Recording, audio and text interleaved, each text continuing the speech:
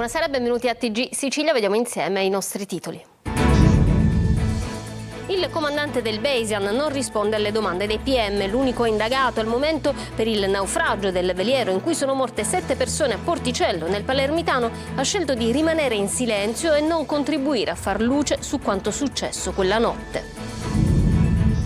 Il vescovo si dimetta. All'indomani della protesta dei fedeli di Enna torna a parlare ai nostri microfoni il giovane che fu vittima degli abusi di Don Rugolo. Intanto, dopo lo sciopero della messa, si prepara la panchina viola contro gli abusi.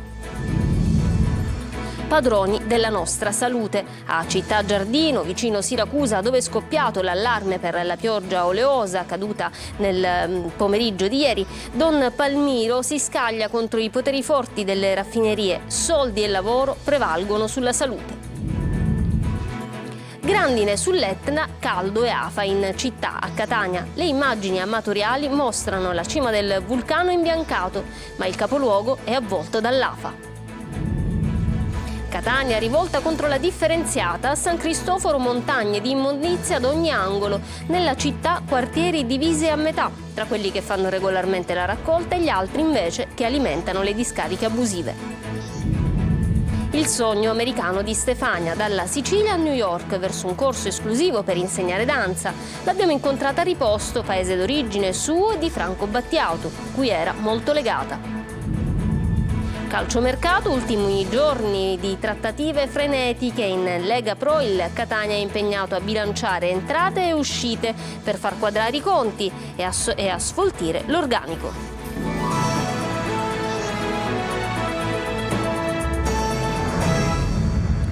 Bentrovati. Non ha risposto alle domande dei magistrati il comandante del Basian nell'interrogatorio di oggi pomeriggio, il primo da indagato. Una scelta tecnica secondo i legali che hanno assunto solo ieri la difesa. Intanto la procura rinvia ancora le decisioni su eventuali altri avvisi di garanzia, mentre la Guardia Costiera continua il monitoraggio ambientale nell'area della tragedia. Manlio Viola. Si è avvalso della facoltà di non rispondere il comandante del Basian nel veliero di lusso affondato lunedì a Porticello. Nel pomeriggio James Catfield è stato interrogato per la terza volta nei locali dell'hotel Domina Zagarella, ma per la prima volta non come persona informata sui fatti, ma come indagato. Ciò è dettato da due fondamentali ragioni. Uno, che come agevole comprendere è davvero provato. Seconda ragione, che noi siamo stati nominati ieri e per articolare una linea difensiva compiuta, completa e corretta abbiamo bisogno di acquisire una serie di dati di cui allo Stato non disponiamo. L'avvocato Giovanni Rizzuti difende solo da ieri il comandante insieme all'avvocato Aldo Mordiglia. Intanto sono ancora tutti in hotel gli altri membri dell'equipaggio, comprese le 3 hostess date in partenza breve ma che invece resteranno ancora. Non ci sono decisioni ufficiali da parte della procura sull'iscrizione nel registro degli indagati di altre persone e quindi neanche notizie delle autopsie. Intanto l'ex comandante del veliero che ha preceduto Catfield alla guida del Basian, Stephen Edwards, su LinkedIn si dice certo che i portelli fossero chiusi e che la deriva non aveva alcun ruolo in questa vicenda. In attesa dei piani definitivi di recupero del relitto, la Guardia Costiera sta conducendo invece un'attività di monitoraggio ambientale sul luogo dell'affondamento per scongiurare eventuali fuoriuscite di idrocarburi provenienti dallo scafo. Le operazioni sono eseguite con l'impiego di mezzi navali e con prelievi di campioni effettuati in prossimità del relitto dai sommozzatori dei nuclei subacquei della Guardia Costiera di Napoli e Messina, ma anche con l'ausilio di un veicolo subacqueo a controllo remoto e l'impiego di specifiche sonde. Al momento non si registrano perdite dai serbatoi e non risultano tracce di inquinamento da idrocarburi. E sembra non esserci pace a Porticello per le imbarcazioni. I vigili del fuoco sono intervenuti la scorsa notte per una imbarcazione che stava andando a fuoco a Porticello nel Palermitano. Nella zona del porto si è alzato del fumo perché nella barca è stato rilevato un problema al quadro elettrico. I pompieri sono intervenuti, hanno messo in sicurezza l'imbarcazione riuscendo ad individuare il problema e identificato il proprietario che dovrà in breve tempo riparare il guasto per rendere sicura l'imbarcazione. Ritorniamo a parlare dello sciopero della messa che ha coinvolto decine di fedeli ad Enna, perché all'indomani della mobilitazione parla Antonio Messina, il giovane che è stato vittima degli abusi di Don Rugolo. Il vescovo si dimetta. Intanto arriva la panchina viola contro gli abusi. Gerri Italia. La vicenda è legata al caso Rugolo, che ha visto il sacerdote ennese condannato a 4 anni e mezzo per violenza sessuale aggravata su minori, sta scuotendo profondamente la comunità ennese. Dopo lo sciopero della messa che ha coinvolto decine di fedeli, torna a parlare anche Antonio Messina, il giovane archeologo che di Rugolo fu vittima e che commenta così la grande mobilitazione popolare contro i silenzi assordanti della diocesi.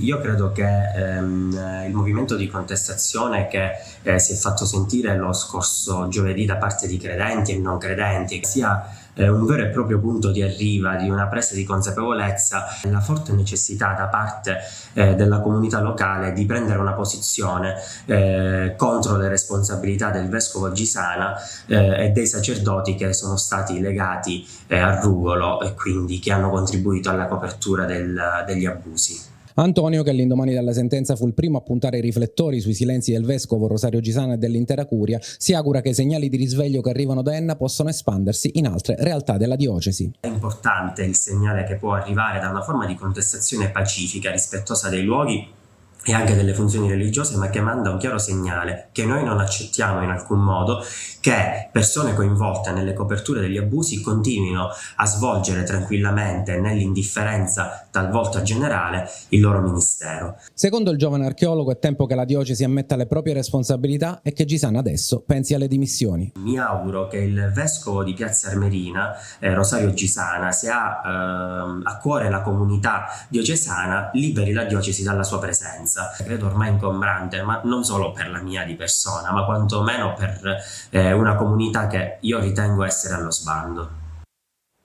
Padroni della nostra salute con il ricatto occupazionale. È la frase shock di Don Palmiro Prisutto, il parroco che da sempre si batte contro le raffinerie. Il giorno dopo la pioggia oleosa siamo tornati a Città Giardino, vicino Siracusa. Francesco Aloi. Quante volte abbiamo denunciato questa grave situazione? Nel silenzio delle istituzioni. Parole forti, quelle di Don Prisutto, parroco di Augusta che da sempre si batte contro l'inquinamento nel quadrilatero della morte. Ogni 28 del mese nella sua chiesa ricorda le vittime del cancro. Soldi e lavoro, dice, spesso prevalgono sulla salute. Abbiamo avuto l'ennesima dimostrazione di quanto sono forti questi poteri che con il ricatto occupazionale o con le compensazioni sono diventati padroni non solo del nostro territorio, ma anche della nostra vita, della nostra salute. Dopo la strana pioggia oleosa della notte tra domenica e lunedì, lui, come chi abita a Città Giardino e non solo, è molto arrabbiato. Tra i residenti, però, non tutti vogliono parlare, ma chi lo fa ha le idee abbastanza chiare. Sopportiamo questa raffineria che ci avvelena? Specialmente di notte, quando tutti dormiamo, loro aprono le valvole. Qualcuno a microfoni spenti precisa che non è la prima volta che accadono fatti simili. Qui, ci dicono, il pericolo è sempre dietro l'angolo. Da ragazzo, cosa ne pensi di questo inquinamento?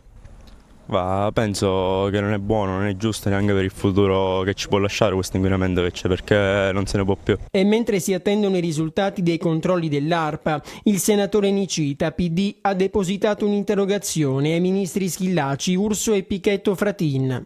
Ma per chi vive qui sono solo chiacchiere, non cambierà nulla, dicono rassegnati.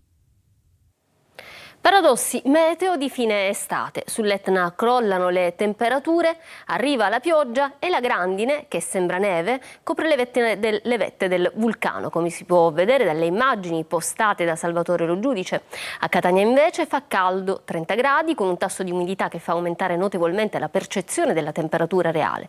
Sono i contrasti non nuovi per chi vive sul vulcano attivo più alto d'Europa e alle sue pennici. Il vulcano si presenta con le cime innevate, 3.000 metri circa di quota. Piogge battenti hanno anche interessato alcuni paesi della zona, mentre in città a Catania fa un forte caldo. Misto ad afa per l'appunto. Palermo, nuove proteste dei detenuti del carcere Pagliarelli. 3 reclusi sono rimasti tutta la notte sul tetto dell'istituto penitenziario per manifestare contro le recenti perquisizioni. Marco Gullà.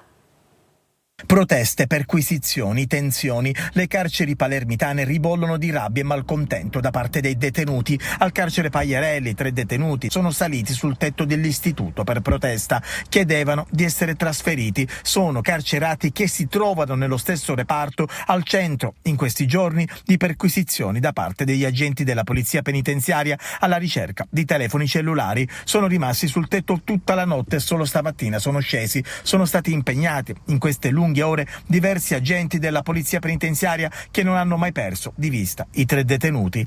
Nei giorni scorsi invece una cinquantina di carcerati hanno protestato per alcune ore nel cuore della notte, sempre nello stesso reparto dopo una perquisizione. Celle sovraffollate che diventano bombe ad orologeria a causa anche del forte caldo, scenario identico anche a Lucciardone, dove ieri c'è stata la visita del deputato di Forza Italia e vicepresidente della Camera Giorgio Mulè. C'è una sezione problematica, la nona sezione, dove c'è una tale affluenza di detenuti delle più diverse specie che danno molti problemi. Ancora 2 giorni fa un detenuto ha tentato il suicidio. Umanizzare le carceri significa costruirle, ma significa ristrutturarle come è stato fatto a Lucciardone con alcuni padiglioni. Altro problema, la mancanza di personale che aggrava una situazione già incandescente.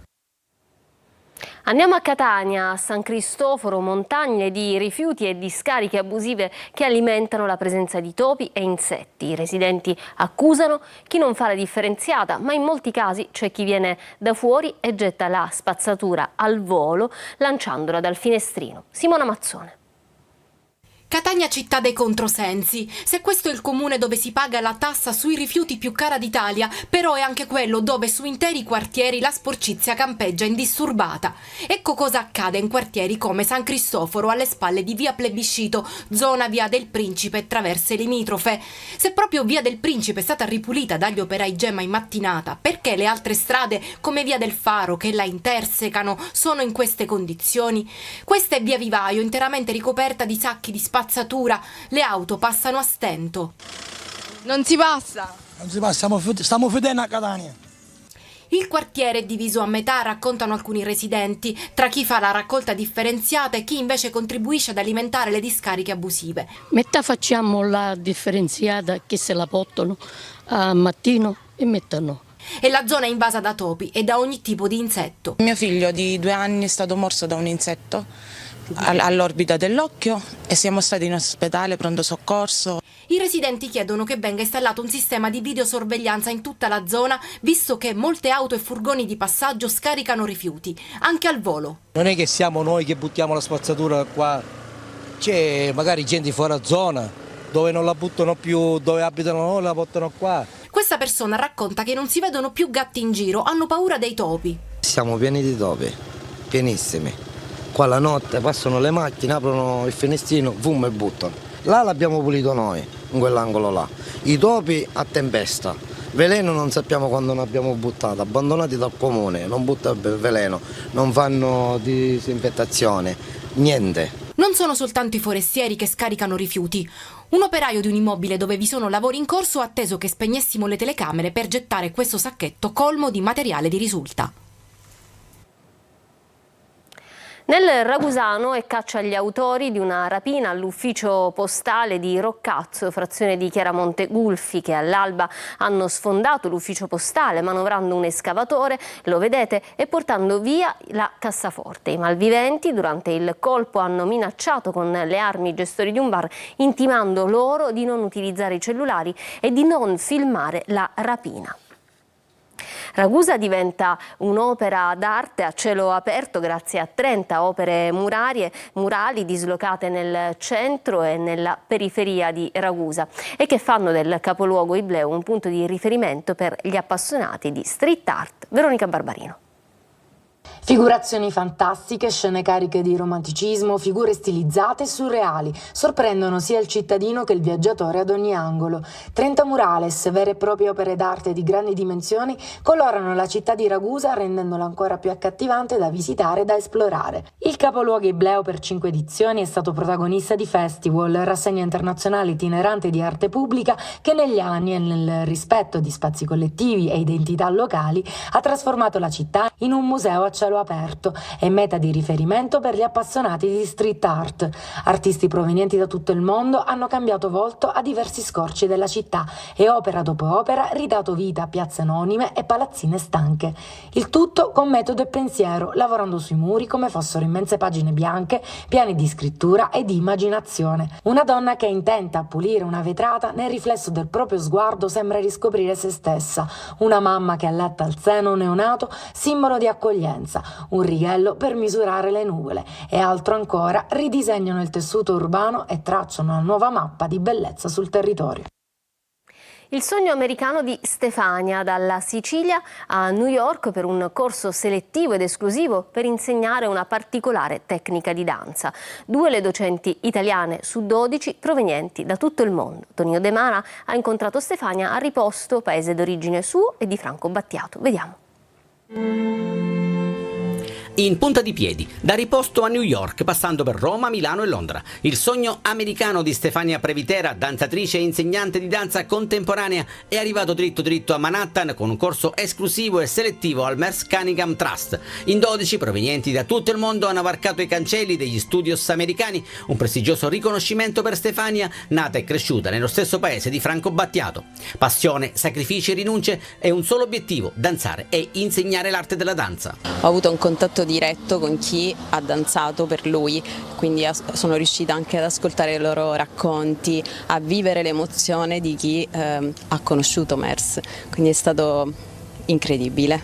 Eravamo 12 da tutto il mondo, quindi Stati Uniti, Barbados, Australia, anche dall'India, e poi 2 italiane, solo 3 europee, e tra queste 3 c'ero io.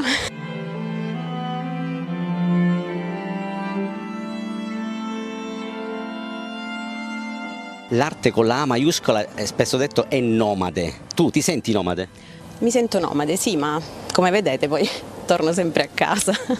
Incontro non casuale in piazza Arcidiacono, dedicata all'indimenticato cantautore, dove Stefania ha concentrato il suo mondo o il suo centro di gravità permanente. Franco è stato per tutti noi un personaggio importantissimo, lo è tuttora, si respira per le strade di Riposto la sua musica, la sua arte, e quindi sono felicissima da ripostese di continuare questa strada artistica. Un passo della sua canzone dice: voglio vederti danzare, non è che si riferiva a te?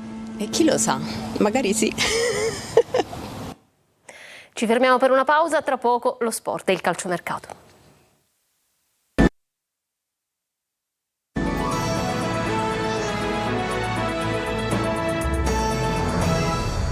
Ritorniamo in studio con lo sport, andiamo alla Serie C. Nel posticipo, pari in rimonta per il Trapani, che acciuffa il Foggia all'ultimo assalto grazie ad un colpo di testa di Lescano. Allo Zaccheria finisce 2-2. Tonino De Mana. 3 pareggi su 3 per le siciliane nella prima giornata del campionato di Serie C. Ad unirsi alla comitiva dell'X ci pensa il Trapani, che nel posticipo acciuffa il Foggia all'ultimo respiro. Allo Zaccheria finisce 2-2 ed è comunque un punto che soddisfa la formazione isolana. Apre le danze al minuto 23 e Mausso, che approfitta di un errore difensivo degli ospiti per battere Seculin. Si va avanti a fiammate con i pugliesi che cercano il raddoppio, ma che allo scadere della prima frazione vengono ripresi da Canutè, ben assistito da Caric. All'inizio del secondo tempo i padroni di casa tornano in vantaggio con un autogol di Sabatino, che si ritrova addosso il pallone dopo una respinta di Seculin. Il Trapani non ci sta e si spinge in avanti nel tentativo di pareggiare. L'occasione buona capita al 74esimo sulla testa di Canutè, che però non inquadra la porta. E la porta la inquadra, e come, proprio all'ultimo assalto, Facundo Lescano, che sigla la rete del definitivo 2-2 che fa esplodere di gioia la panchina ospite e non solo. 4 giorni alla chiusura del calciomercato per le siciliane, corsa alla conclusione di alcune operazioni. Il più attivo necessariamente è il Catania. Francesco Triolo.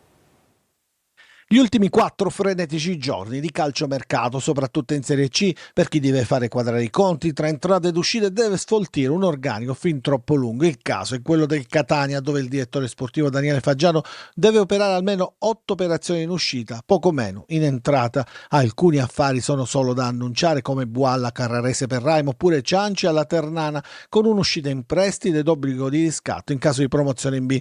Un altro accordo solo da ratificare è quello di Curado all'Ascoli. Poi si potranno tesserare giocatori, alcuni come Lunetta e Guglielmotti che attendono da quasi un mese. Imenez e Montalto sono già a Catania da giorni, ma serve almeno un altro attaccante, uno da maglia titolare sino a venerdì. La caccia è su quel profilo. A Trapani battuta la concorrenza di Perugia, Ternana e Benevento per Luigi Silvestri, il difensore palermitano ex Cesena dovrebbe firmare giovedì ed aggregarsi ai nuovi compagni. Per la difesa, la società del presidente Antonini si è fiondata anche su Patrick Enrici, difensore centrale del Taranto, che sembrava ormai ad un passo dall'Avellino. Trattativa frenata dalla richiesta dei pugliesi che non accettano contropartite tecniche. Sono due invece i movimenti attesi in casa Messina, entrambi over, uno a coprire il buco, anche d'esperienza nello spogliatoio lasciato dall'addio di Domenico Franco che ha preferito accasarsi al Picerno, ed un altro nel reparto offensivo dove nonostante la doppietta e la buona prestazione contro il Potenza, il solo Anatriello non può bastare da decidere chi uscirà tra i giovani che non avranno posto nella lista dei 23. Bene, questo era l'ultimo servizio, il TG finisce qui, io vi lascio alla programmazione di Antenna Sicilia e vi auguro un buon proseguimento di serata. Arrivederci.